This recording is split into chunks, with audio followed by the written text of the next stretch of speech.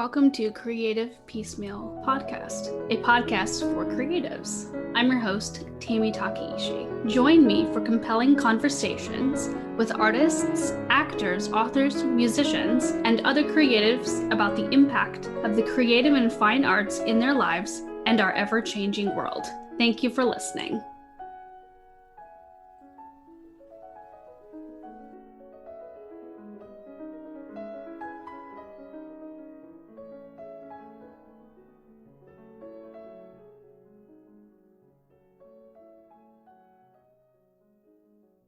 Hello, and welcome to another episode of Creative Piecemeal Podcast. I'm really excited to have another fellow music therapist on the show today. I'm joined by John Head. He is a music therapist with Houston Methodist Behavioral Health, and he's also active in research and providing presentations in the metro area and beyond. And welcome to the show. Thank you. Good to be here. So you are part of a really huge and wonderful Houston Methodist team. What led you to decide to become a music therapist and especially the medical setting?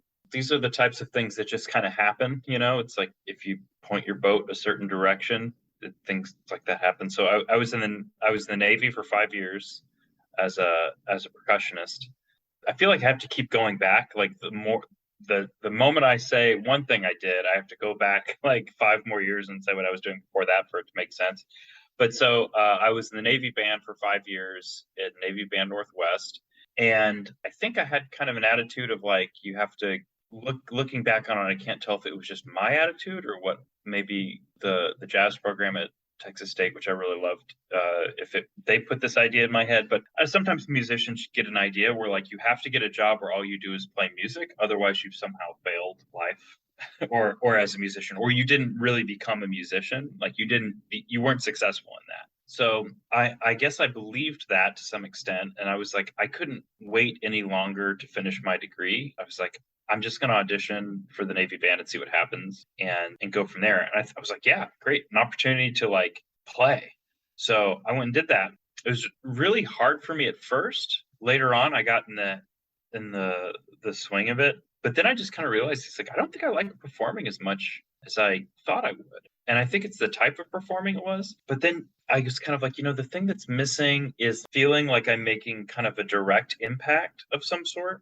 I think the impact of the Navy band is kind of playing music for someone isn't the same thing as like dragging someone out of a burning building. I guess that's maybe the best way I could describe that is like, I wanted to do something that was a little bit more hands-on, a little more direct. And I was reading a lot about music in the brain and stuff like that. I was a big fan of Radiolab. And so very enthusiastically was just like checking all that stuff out. And then my mom met someone that was a music therapist in New Orleans by accident. And they're like, that person said, oh, I went to Colorado State. It's the best one to go to. So it's like, okay. And plus I had the GI Bill to go anywhere. And I was like, well, why not Colorado State? So I did that. And then I did my internship at Institute for Therapy Through the Arts, which is a great place to do an internship. That's in Chicago. And then so my first gig was working inpatient psych in Olympia, Washington. And then I was like, I think I need a little bit more skills. I think I need to get better at this. So I decided to come back, did my master's at Sam Houston State. So this is where the whole point of telling you this is to answer your question is like, I wasn't looking to work at a hospital necessarily. I was kind of frustrated with the fact I hadn't really used the NMT stuff that I really wanted to use. And that's where I thought I was really going to land. And so I did my graduate practicum at Houston Methodist. And the gig was basically to follow Jen around, Jennifer Townsend, who's like an amazing music therapist, but just like a really great person and a really great boss. And there was a PRN music therapy position, like 10 hours a week. I was like, fine, I will apply for that. And then I was like, I kind of don't want to be known as like the mental health music therapist. I want to try these other things. But, when I was in my internship, I was like, I kind of like mental health. I think I'm good at it. And then working in the inpatient unit I was in Olympia was kind of like drinking through a fire hose. It was just like, this is too many people like coming in and out. It was kind of sad. Like I couldn't really handle it as much. But doing music therapy the way I got to eventually really do it at Houston Methodist was like, they came to my office where I had a music therapy office, like it didn't start out that way, but eventually got that way. And it's like, they come to me, we do therapy, and then they go. It brought so much more peace to my life than doing the kind of music therapy where you're driving around everywhere, or the kind of music therapy where you're running around all over the hospital. I did a little bit of that during the pandemic, and I also worked in outpatient infusion in the cancer area too, which I liked. And I really like that population and everything. And I found myself really liking mental health. And then I found myself really like kind of digging into like, well, there's like a lot missing. I felt like in music therapy and in mental health, which is weird because the psychology's been around for forever, and there's so many different ways of non-music therapy mental health psychology. There's so many ways of doing that, and I sometimes feel like as music therapists we're kind of trying very hard to be original and like prove what makes us worthy. I feel like the baseline life of a music therapist is somewhat defensive and like self I'm important, I am, and trying to prove that because no one gets it, and every time someone does guess, they're always wrong, and it's usually something that's kind of demeaning.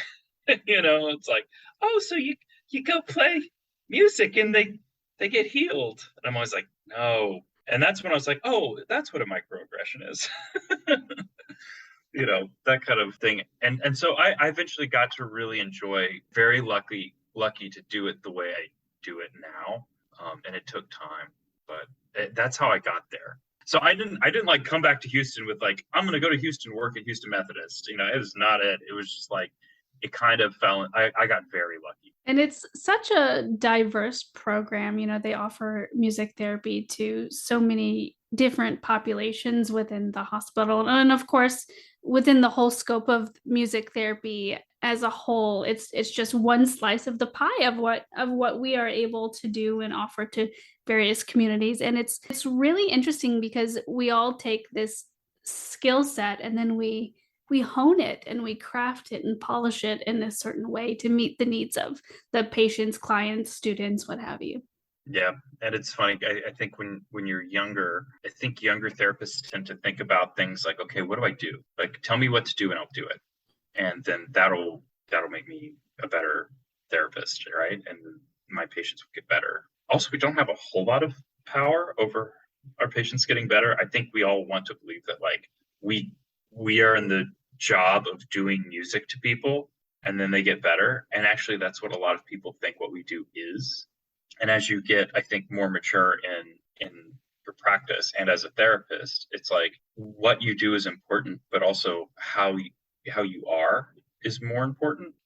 Am I constantly doing a decision tree in my head of like, okay, so they said this, now I need to do this, and they said this, now I need to do this? Or is it more like, okay, they're freaked out and I'm going to try not to freak them out anymore, and like try to help them kind of co-regulate whatever that looks like, and so I think it's tempting to kind of be like, I need to collect a ton of skills, I need to get a lot of letters after my name, I've got to do that, which I do that too, but it's because it's like interesting. It's like, how do you come at it from that perspective, and I think it's almost impossible not to be an integrative therapist. I think to say you only do one type of therapy is to say you only see one type of person, and we don't see one type of person ever. So like I could take a more CBT approach and be like, okay, what thought are you having at this present moment, and working through what to do with it.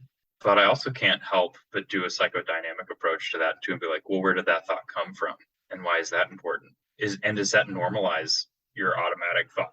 Like these are like things that like, why would I just use a hammer all the time? Why don't I also use a screwdriver? I would just be banging screws into the wall and be like, yeah, it kind of works, So just, yeah. So that's my thought on your thought.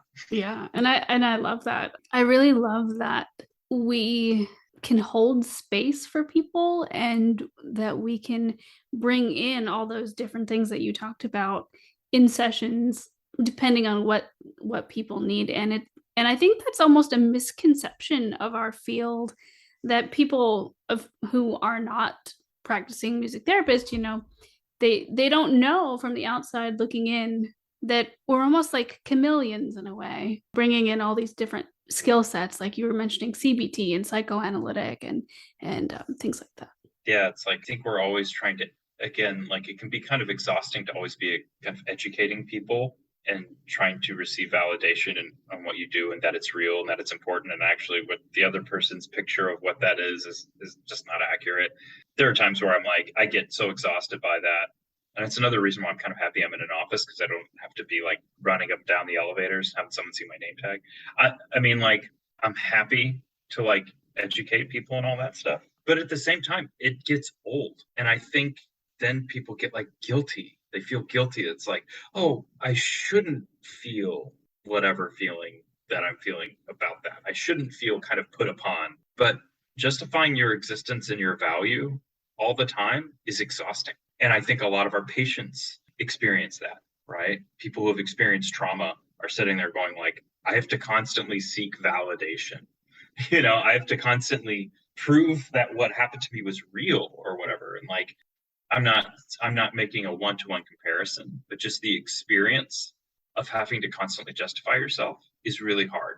And I think, your podcast is about creative people doing creative things. I mean, all creative people are sitting here like trying to figure out how to make it, or trying to sit here and figure out like how to explain to somebody that I'm an artist, and what glib like response am I going to get for saying out loud I'm an artist, and then have to explain and then justify your existence.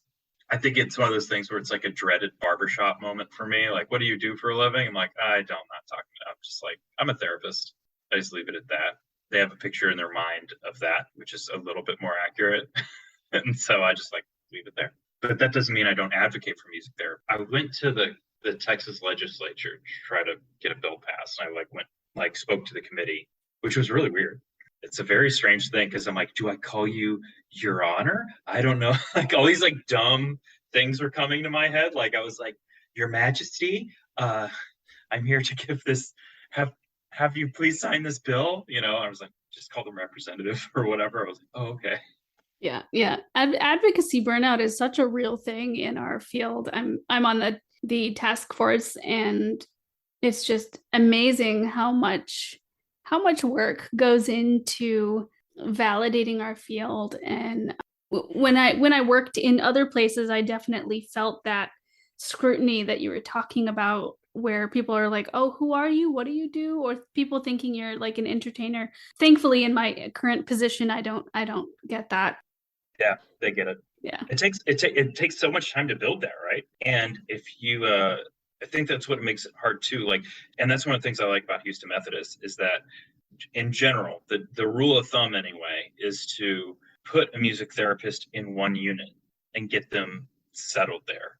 And they become a part of the team of that unit.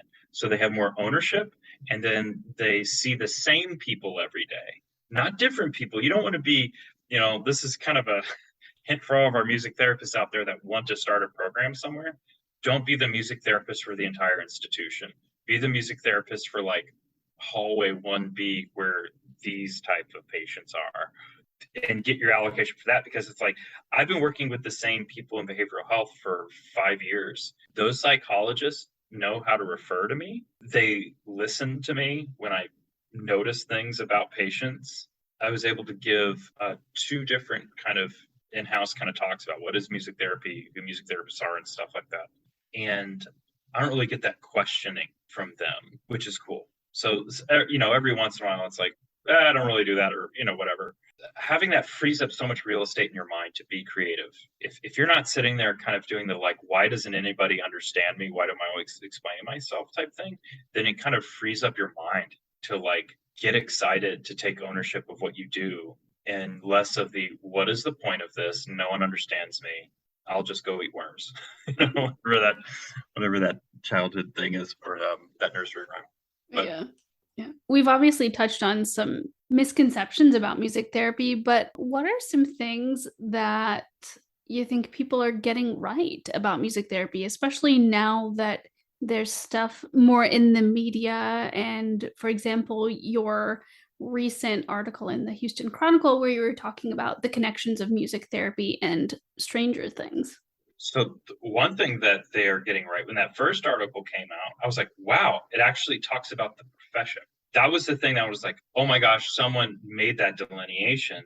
it started off with the people in HR reaching out to me. The PR people came and saw me, and they're like, hey, there's this article that has energy. Maybe that will help us get this thing done. I said, sure. But that was one of the things where I was like, okay, I'm going to make it clear. Music therapy is not an intervention. It's a profession. So that's one of the things. And so one of the things people are getting right, that was really cool to see that. They're like, okay, well, here's the history of this profession. We're like, wow, someone said that we exist.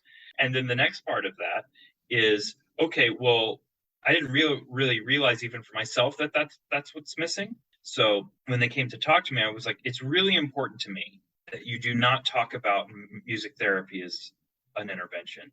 Music therapy is a profession, and music therapists do music therapy. Full stop. Like, that is the most, if there's one thing I hope that you communicate, is that music therapy is a profession where music therapists do it, because they'll get other stuff wrong. Like they'll say something about magic or power, or, put in whatever adjective that you think of there that's just kind of, I don't know, silly. It's like, oh, it's magical and it's powerful and it's, I'm like, that sells a lot of newspapers. And the other thing is that people use the same stuff all the time in the news. They'll say things, everything we thought we knew was wrong about whatever. And that's never true. It's always like, no, they just added new information. It doesn't change. And they even use that in like movies and stuff. Forget what you think you knew that you thought, but what you thought is not right anymore. Forget everything you thought you knew about Star Wars. It's all changed. Just everything's changed. And it's like, it hasn't really changed. So it's like, no, we haven't. No, the whole world isn't turned upside down about bread. There's a lot of things about bread that we know that is still bread.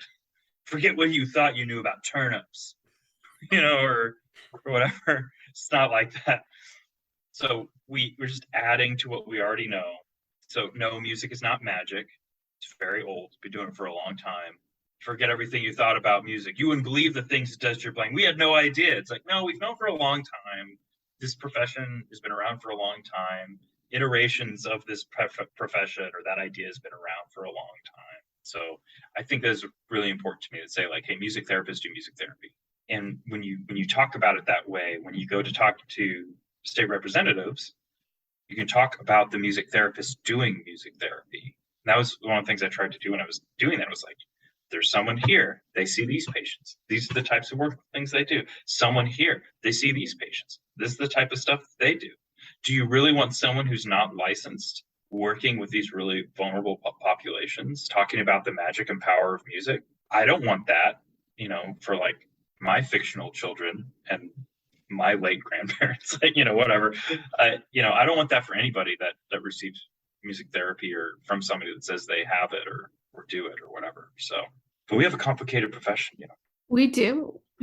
I love it though. And it's really interesting how you mentioned that, newspapers will just talk about like the magic and the healing power of music, because Andrew Rossetti, another music therapist in our profession, he said it bothered him when the New York Times interviewed him, and the title, because he said he couldn't pick the title was The Healing Power of Music. And he's like, and same thing as what you were mentioning, like those kinds of titles grab people's attention, and then you have to go in and like educate people. Yeah, I think we'd be a little more assertive too, and be like, please don't do that. Yeah. And give them a serious look. Do not be accommodating. Just like, no, please don't call my profession that. Thank you. And just be real with people there. It's like, oh my God, please don't talk about people about how magically healing I am. I have not healed a damn person. Like, yes, I mean, in a metaphorical, we're talking like, in what I do, I talk about, the brain is very important, and our training, and a lot of the training I received is brain-based kind of stuff, which is really great. But one thing we can also talk about is our minds, which arise from our brain as this other thing.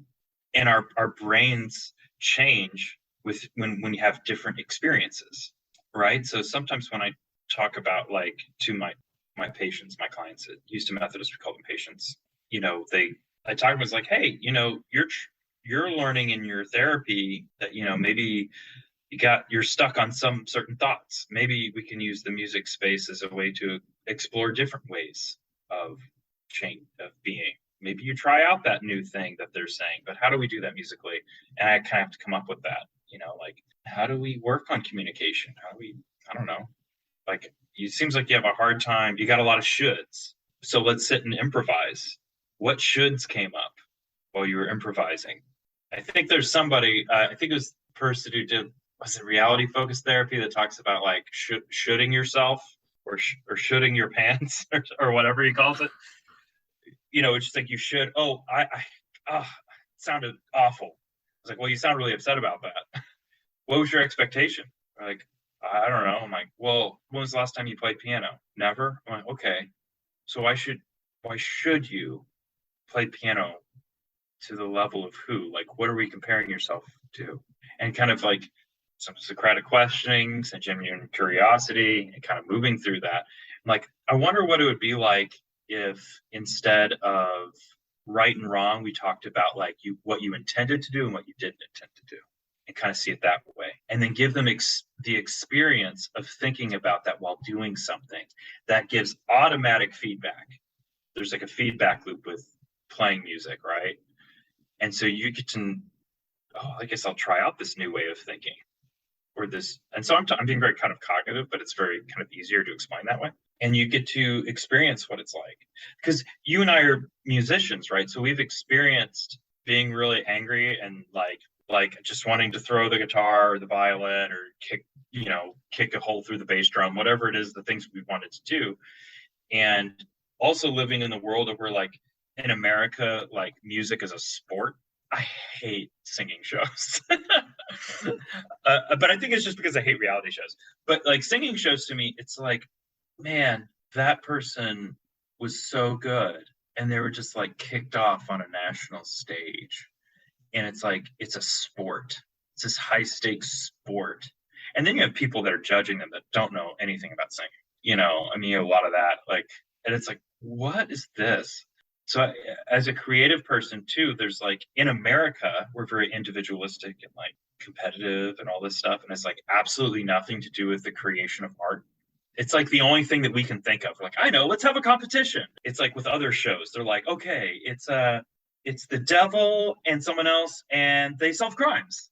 It's like everybody's like, it's so and so and so and so and they solve crimes. And that's like the only thing that we can come up with is like, okay, it's either a competition or they solve crimes. One of the two types of TV you can make. But yeah, so like I try to like, I've got someone in front of me who's completely naive to what it might be to make music, and try to give them a lot of the stuff I never had in terms of that in this low stakes environment of like, hey, is there something wrong with me going, boop? No. Okay, what about this note? No. Okay, what about this one? I'm like, okay, so how do you know when a note is wrong? You get this jumpy feeling, and before you know it, your hands are off the keyboard. And so you can't even see like what mistake you made. Like you can't even see it. You're not even allowing to give yourself the information. Some sort of emotion just happened there. Wow, what is that emotion? There's something you don't know about. It's like shame. Okay, maybe shame, guilt, sadness, anger, what's going on? And then working through that. And who put that thought there in your life? That you should be perfect after watching me do something once and trying to reproduce it. Are there other things like that in your life where like you should be perfect at this somehow? One thing I'm really interested in is how our perception changes. Our perception of time changes when we do things slowly, and also like our perception of effort and stuff like that. I've a lot of times I'll set a timer with a metronome to have someone practice something that they wanted to learn or something, and I'll set it for like 2 minutes, and it'll be slow. And my metronome is over by me. I'm the only one that can see it, and it's set to go off at just turn itself off at 2 minutes. And I ask people, I'm like, how long do you think you were practicing for? They're like, oh, probably like 10 minutes. 6, 7 minutes. I don't know. I'm like, you practice that for 2 minutes. So there's something about doing something slowly and methodically that might make us feel like we're wasting time. So I always talk about the importance of slowing down, especially when you're doing something creative. Like I had a patient who was telling me about this big problem and she didn't know what solution to give to her husband or whatever. And I was like, okay, well, maybe you just tell him what the problem is. And like, maybe you don't need to know the solution. Like maybe he can not also not know with you at the same time. You can work it out together. So there's that not knowing, slow down, turn the temperature down. That's kind of like the approach I try to take in therapy too. Is I don't care if you ever learned how to play piano. I don't care if you ever finish this song. It's about what was it like to do that. That's all it's all about. It's nice to have a finished song. It really is. And it's great. But sometimes they're like so enamored with the process themselves that they were like talking about, like, yeah, it's like that time I played guitar with you and then like I played the same thing fast 5 times. I didn't get anywhere. And it's like, yeah, so you have to slow down sometimes. What's the emotion behind playing the same thing 5 times and playing the thing you don't intend 5 times and then just going, ah. It's like, I know you can play that perfectly, slowly. And there's brain stuff going on in that, right? I'm building I'm building the wrong motor plan, and I'm getting more reps in on the incorrect motor plan. I'm having a physiological, emotional reaction to building the incorrect motor plan, and I'm getting worse at it. Why not slow down and do the thing that you intend to do instead of just bang your head against the wall? But that skill of stopping and slowing down is really important in mental health. Definitely. I mean, whether it applies to directly to patients or even us as musicians and music therapists, slowing down, taking the time to learn things for our patients, or even just learning things for ourselves, and exploring our own personal music journeys. Slowing down is always, it's always something that it's like, oh, okay, fine, I have to do that. Yeah. And there's a flip side to that too, which is that in like feminist psychotherapy counseling kind of approach, you would think too, it's not just what can you do differently and stuff. It's also consider the environment you're in. What is the impact that has on you? So it can actually be very, very condescending to tell somebody to take a deep breath, to slow down, because maybe it has nothing to do with them. Maybe they aren't doing anything wrong, Maybe it's like maybe the world's kind of messed up and there's nothing wrong with them. Yeah. Very good point. So the other thing is like, I know that when I'm angry, if if person came up to me and said, okay, now take a deep breath. I would be like, you go to hell. You know what I mean? So I we talk about the ISO principle a lot.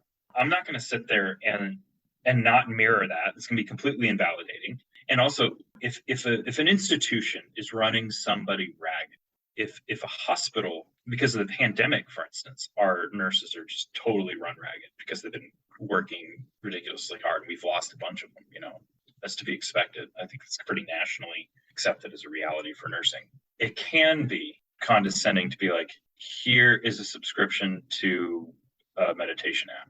It makes sense. It's a great resource, but if there's some things which are really helpful in a more acute situation, but in a systemic situation, it's So that's one thing with that is like sometimes with my patients, I'm like, okay, well, is the situation you're in the problem? I mean, if someone was like homeless, I'm not going to do like cognitive behavioral therapy to fix their cognitions that are just negative.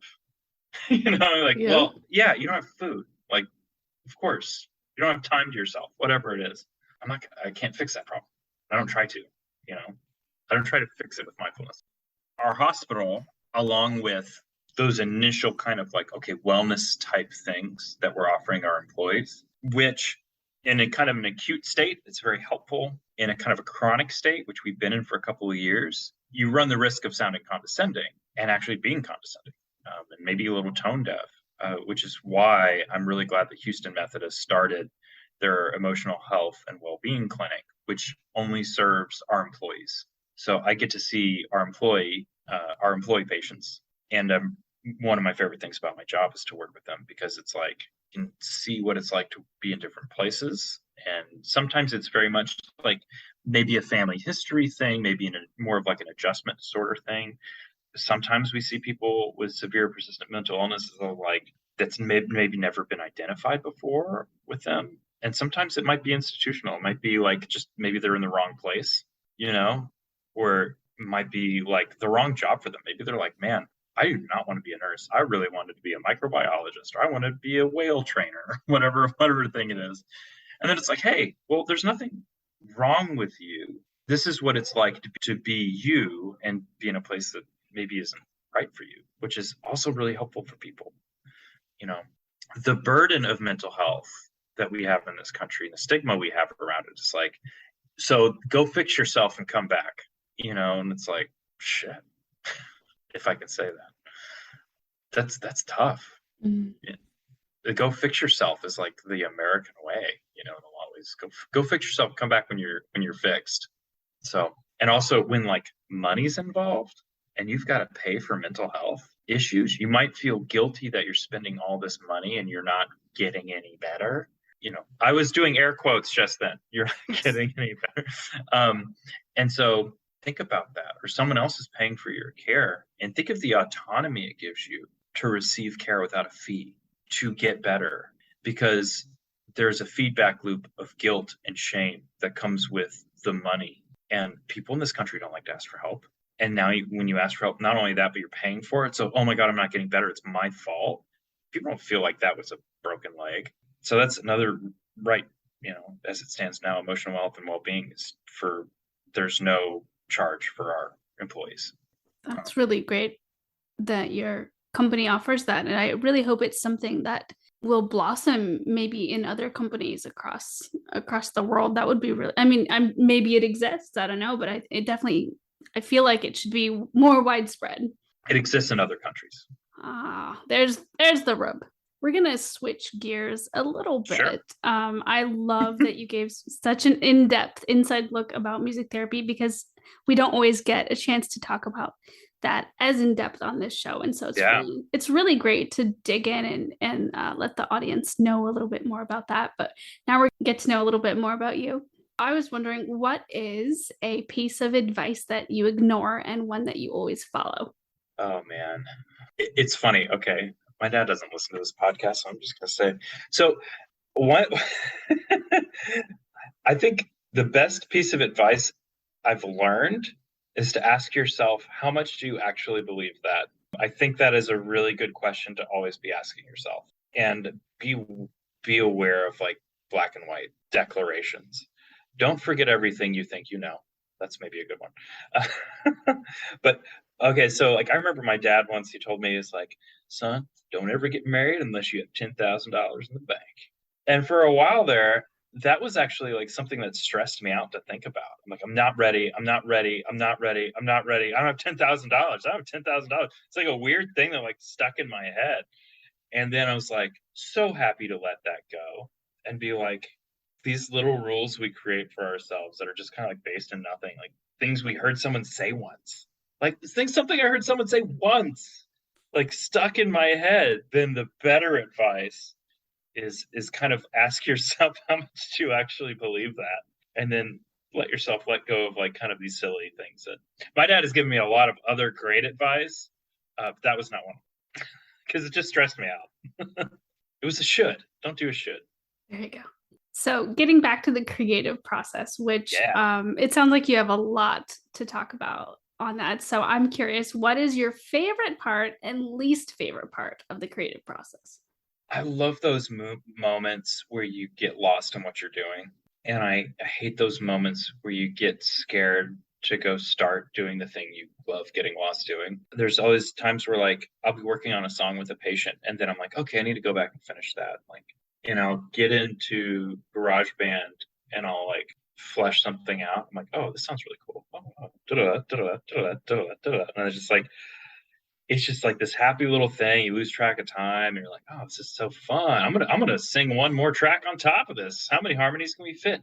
Maybe we do one track for the right side, one track for the left side, and one track for the center. So that's 3 vocal tracks on just that one part. And I'm gonna do another one of those. And it's just like, wow, this is really fun creating, just seeing it. And then there's that other part where you're like, I'll put that off. I hate that. I wish I had just do it tattooed on my forehead for that kind of stuff, because it's so fun once you get into it. It really is. Yeah. I asked that question once to someone and they said, done. My favorite part is done. Man, yeah, that's pretty fun too. It's kind of like it's tough to like I think with music too.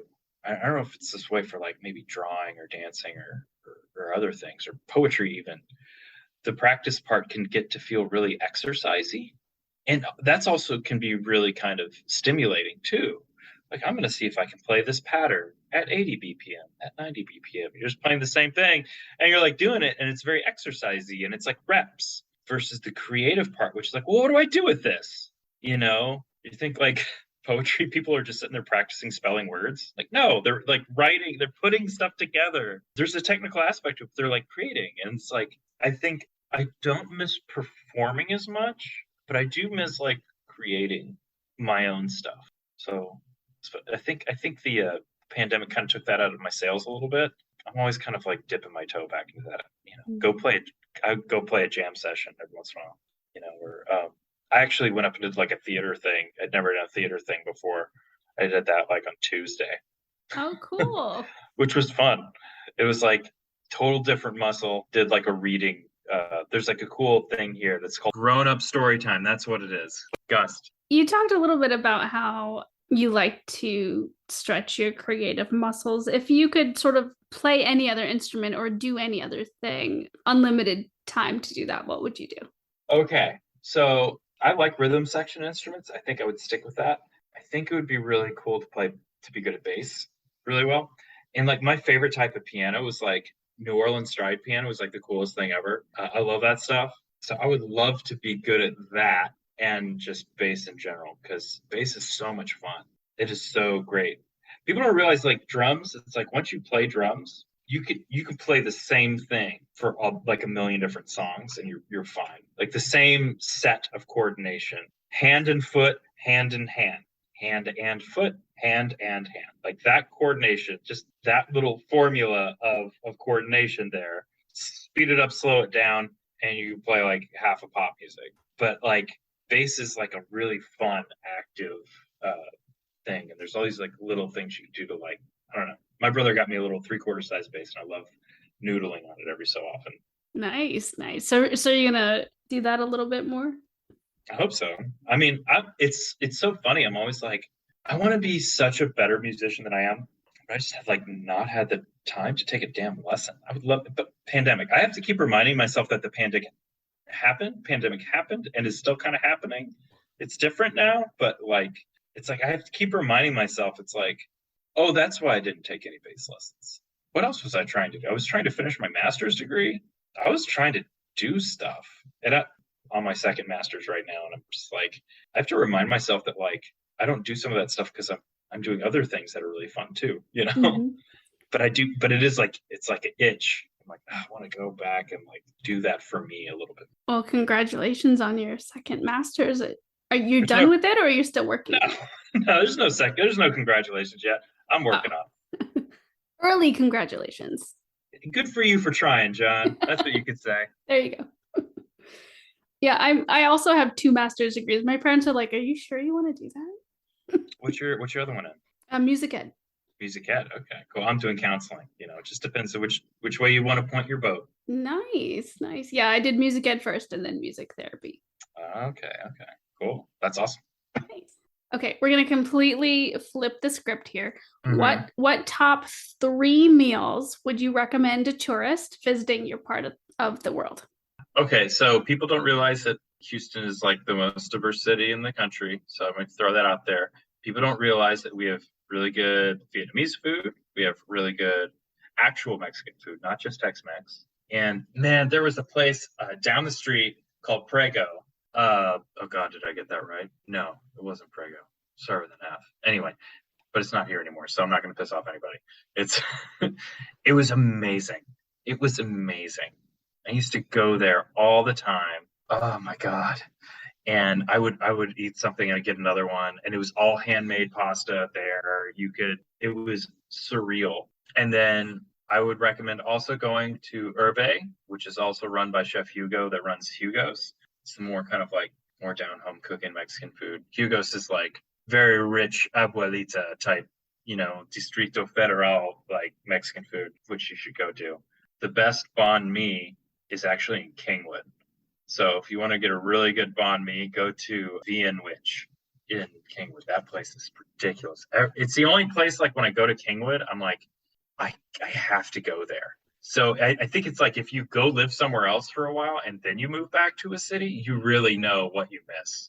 Like, it's really stupid. I miss Taco Cabana breakfast tacos just because when I lived in Washington, like, no, there's no drive-through decent breakfast taco that has like fresh tortillas. It's that cold, like, cardboardy with like iceberg lettuce. You really can get me talking about like trying to get a good taco outside of Texas. It's a nightmare. We could have a whole podcast episode on tacos. Yeah, for sure. Yes. That's food is, I just love that creative aspect with food as well, Oh yeah, I like to do as much as I can with as little as possible. A lot of my friends will be like, "Oh, we got this super duper smoker and it takes 9 hours and we're gonna like sous vide it and then we're gonna da da da da." I'm like, "Oh my God, what can you do with a pan though? If you have a pan, what can you do with a pan?" I love that. I think that's also like, reflective of like my times being dirt broke as hell. The brokest I'd ever been, it was like I was living in Chicago and I was living off of my GI Bill. And I had pasta. I had like some pasta at my house. So I like went down to the 7-Eleven that was at the corner and I went to the free garnishes for the hot dogs. And I got the diced tomatoes and I got the onions and the garlic. And then I bought like a thing of like canned spam or something and like went back up and I got butter and Parmesan. I made like a base like sauce and everything and like made food for like no money. But I think being broke like that, you kind of learn to like open your pantry and go, I bet I could make something with this. Yeah. Like, I've got 2 eggs and I've got some pasta. I think I could do something. And it also brings more on a more serious side. It brings such a humility to what you do in your work because you've probably been in a variety of life situations and then you're coming and you're helping people in a therapeutic setting and like there's no judgment. It's a safe zone and you're able to connect with people through music. And you may obviously you're not wanting to do transference or countertransference, but I'm sure you can just you can't help do that. Yeah, you can't help it. It's not transference and countertransfer is not a choice. Right. It's like that just happens. There are people that I work with where I go, I can't do this. There's something about this person. It's hitting a wrong note in my head. At those moments, it's really important to like reach out, do some supervision and stuff. We're not all Carl Rogers. Like, I would love to feel unconditional positive regard for everybody. I don't though. And I'm not going to feel guilty about that. The shoulds with that, it's like, no, I will try because it's like, oh, there's something to learn about myself there. That's really important.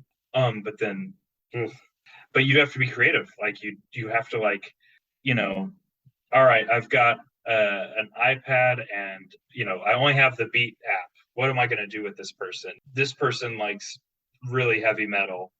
I can't play that stuff, but I can get some of the stuff on the keyboard and I can plug it MIDI into the iPad and I can make some riffy kind of stuff with that. I can make it sound like electric guitar. I can do stuff. But that's the thing. People don't like the music therapy is a profession, not an intervention. Only that professional can do that has those musical skills and those therapeutic skills and can do that. So when people like use apps and stuff, like, we already created the technology that helps us understand our own minds and the minds of other people. And it's called music. I don't really need to put the headphones on with a thing that's going to do something to me. I can actually do something a little more interactive that will change my mind because I'm actually changing my behavior, What is something that you learned in the past few years that you've applied to either your work as a music therapist or just your life as a musician? I'm always learning new stuff on GarageBand. I think it's probably the most helpful thing that I keep learning about in music. And I think the things that have helped me the most in music therapy is learning things that aren't music therapy based. Like, there's so much that's missing. I just finished writing a manuscript about mentalizing based therapy. which we don't teach much in the US. We actually don't teach it in the US. And there's a lot about mentalizing based therapy in art therapy, but there's not hardly anything in music therapy. There's like 2 other articles that were written in Nordic Journal, which are good, but it only focuses on improvisation, which is only one of our 4 methods. So how do we apply that to the different 4 methods of music therapy? And that's what the manuscript's about. But learning about that really kind of helped me. And then learning a little bit more about cognitive processing therapy. I got a lot of supervision from an art therapist who's also a psychologist, Dr. Marnie Rosen in Chicago. And she helped me learn a lot more about trauma. And there is just not enough that we have done in that area. We have a lot of, man, that's another podcast. We have a lot to go on that. I think we are very siloed. We got our heads down, looking at our fingers, playing guitar, that kind of thing. We're not looking up and looking at the band. I think that's kind of like, there's so much going on, and we are just not. Felicity Baker just wrote this great book on songwriting. That was really great to have, because it is like magnum opus. This is what we do in songwriting and music therapy. Good. I don't have to do that. Thank God. But it's missing in it. It talks about cognitive therapy. It talks about psychodynamic therapies. It talks about outcome-based therapies. It does not specifically talk about trauma to like an in-depth way. And if you look at the way cognitive processing therapy is, it's written as, so this is creativity here. You notice that cognitive processing therapy looks at kind of this, you write an impact statement of why do you think this thing happened to you? And then you look for what they call stuck points, which are kind of these cognitive fallacies we're having. Like, everything I do is my fault. If I would have dressed differently, this wouldn't have happened. These are the things. Can you think of something in a song that is repetitive, that we keep coming back to over and over again? It's called a chorus. So the stuck points are the choruses. The verses are the stories. The bridge is the alternate viewpoint, the challenges that we come when we're doing the cognitive processing thing. And then most pop songs end in a double chorus. So after you do the bridge, how are you going to change your chorus? And how is the music going to support, change, express all of these things and give an additional affective component to it? So you aren't just writing about the trauma, you're also writing about your whole thought process and how it's changed. CPT is typically 12 sessions. It's like the first session you do this, second session you do this. We don't have ideas of dosage in music therapy. And we sit here and complain about like why we're not getting private insurance reimbursement. Show me the dosage for songwriting for trauma. If you can do that, there are assessments for trauma. It's called the PCL5. Have them do the PCL5 after 12 sessions. Take them through the process of doing the songwriting project and see if the PCL5 changes. That's how you do that. And we aren't doing stuff like that in mental health and music therapy. We are not. And I don't know. I might be getting a little too far off, but I think it's something we need to do. Something I'm passionate about, something I will likely try to do. Yeah. It's wonderful that you found your niche and found your passion. Do you feel like in trying to help inform people is one of your biggest challenges right now? It's interesting because it's like, I was thinking about that kind of today. I've written a few things where I've written one thing where I was like the most in control. I've written another thing where I had like a half and half sharing with somebody else. And then helping with some other things where it's like, we need someone here to be a music therapist and to kind of help us with this larger thing. And it's like, I really didn't like that. I think it's really hard to work with sometimes people. It's like they almost get it. And then I kind of realized when I was going back through and helping them, rewrite an application for a fellowship, or helping people write an application for a grant or something. You see how they write about stuff. And it's like, we're going to see how music therapy affects X medical thing. And then I go, no, you're not. You don't know how all of music therapy affects that thing. What this is songwriting. What this is improvisation. What this is playlist creation. What this is this. You're not saying, how does music therapy affect this? We should never be saying that. That's like, how does plumbing affect electricity? It's like, what are we talking about? It's, how does this specific intervention thing, as applied by a board certified music therapist, always make sure that's in there. So at first I was like, I don't really like working with these people because they don't really know what to talk about. Blah, blah, blah, blah. But then I was like, oh, I get to go help write this. I get to help communicate this. I get to sit here and be like, oh, say it this way. And that way it makes it so much clearer to the people reading it. So I think at first, I think that part of me that is kind of hurt that I'm always like having to explain what music therapy is and doesn't like that. But there's this other part of me that's like, oh, I get to help in a way that's meaningful. It's not just that one person in the elevator. It's like, this is a grant, or this is like a real study here. And I want to make sure that it says what I would want it to say and communicates it effectively. And especially like when Houston Chronicle came in, I got to say like, hey, music therapy is a profession. That's really important to me. So I think I have mixed feelings about it. What is something you wish you'd known when you first started on your creative path? I wish I had a more realistic outlook as to what music therapy pays and what the trajectory of the profession is. Because to tell you the truth, I don't think I would have gotten my master's in music therapy if I knew that, to be honest. Most people, you get a master's degree because our professional level degree, you can start working as a bachelor's degree, you get a master's degree, and the institutions will sometimes look at you and go, oh, good for you. You expanded your knowledge. They're like, so does that mean I get paycheck, please? And they're like, no. Oh, okay. So you have to like plan your education and your training in the way that like is important for you and how you want to live your life.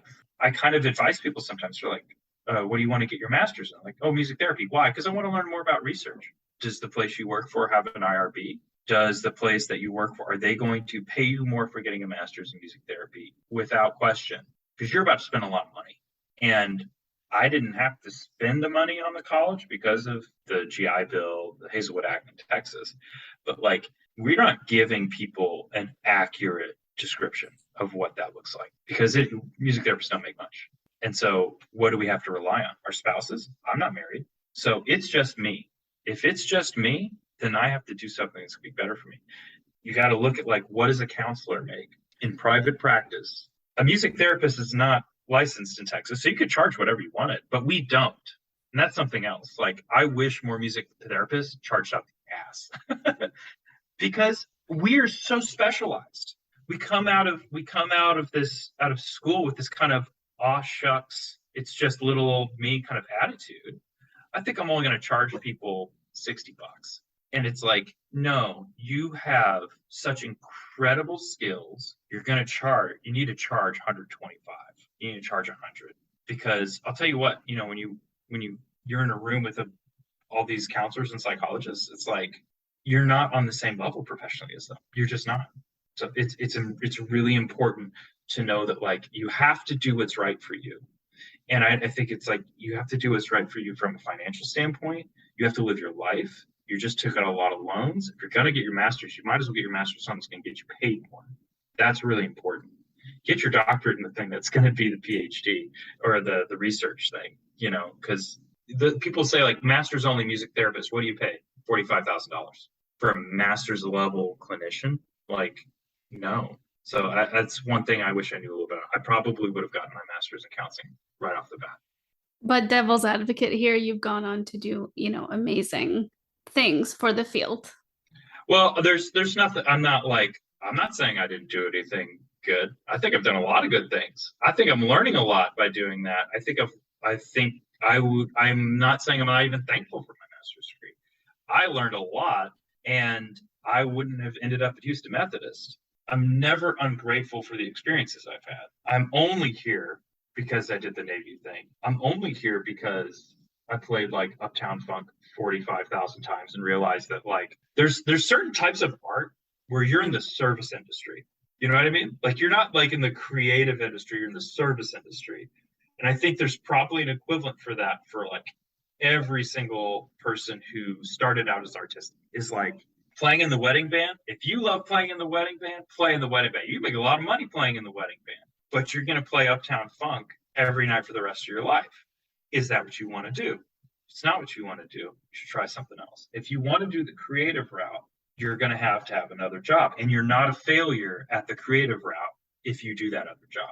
I think that was the hard thing for me. Like I wanted to be in a band that was mine, and I still want that. And I'm really lucky that I get to do scratch one itch by helping people the way I want to help people. And then I also like it's getting to that point where I'm like, oh, I think I could like start a band. That's cool. Do that. It's tough though, because like after jam sessions, people come up to you and they're like, hey, you want to join our band?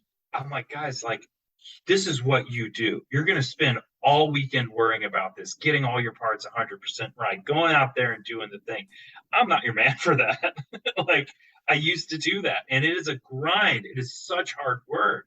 People have no idea how hard it is to be a musician. It is so hard. And again, it's another job where no one understands what you do. So it's just, you kind of have to own it and be like, that's the job I chose. It's okay. And I really love my job. Final 2 questions. One's just a fun one is, what is your favorite movie and what does it reveal about you? Oh yeah, I saw that one. Damn it. I was like thinking about it so hard. Different times in my life, it was different ones. For a while, it was Heat. I love Michael Mann movies. He's awesome. Oh, I was always like a big Star Wars fan growing up. Oh man, that's such a hard thing. I grew up really loving how movies are made, and I love being amazed at that. Like, so I love going back and watching something like Back to the Future and be like, okay, how did they do that? They didn't have CGI, so how did they do that? So I love movies like that. I think that like 90s era of like Spielberg world, that's like my jam. I think that reveals to me that like it reveals that I am like super interested in how things work and how they can make like kind of trick us and like and help tell the story. So I love movies like that where I'm like, man, how did they do that? That's crazy. They didn't have computers. How did they do that? And if they can wow you and make you kind of forget you're watching the movie and like do that, I love stuff like that. That's why you go to the movies. Yes, very true. Final question. In your own words, what does living a creative life mean to you? I think that's what you should start with. Because that made me shut up and think, oh God. That's a good idea. I might have to do that. And now I only have 2 minutes left to answer the big question. We could jump back on a third time. No, it's cool. So what does it mean to lead a creative life? Oh man, it means that you can't help but like try to make connections in a brand new way. For instance, one time I had a wine bottle that I couldn't open because I didn't have a bottle opener. But I did have a power drill, a screw, and a hammer. So I screwed the screw into the cork and then used the hammer to go and pop it open. That's creativity, right? That's what it means to live a creative life. And you can't help but see things. And I think kind of the curse of that is you're always looking at stuff and being like, you could do that better. Or you could do that differently, So you're kind of, okay, what am I going to do here? How can we move at this? I think that's so helpful when you're a therapist, is people are different every single time. And you're like, oh God, okay, how am I going to work with this person? Oh, I got to be creative. Like it's great. You're always, it's so rewarding to be thinking that way and just like getting to think about like how I can solve an issue and also how can I be with somebody in that space. It's great. I love it. Excellent. Well, those are some really great thoughts to end on. John, thank you so much for joining the podcast. Listeners, please check the show notes for John's bio and links to the American Music Therapy Association to learn more about our very interesting and creative field. Thanks for listening to the podcast. Like the show? Have a question? Stop by the Facebook and Instagram pages. Links are in the show notes, or search for Creative Piecemeal Podcast on social media and click follow for all the latest.